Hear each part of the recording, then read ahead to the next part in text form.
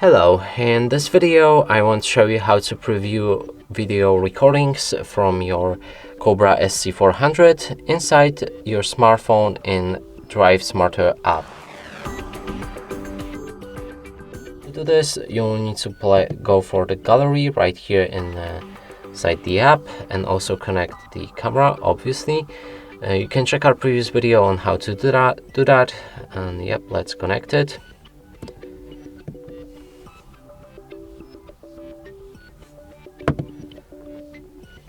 Let's try again, as it doesn't seem to work.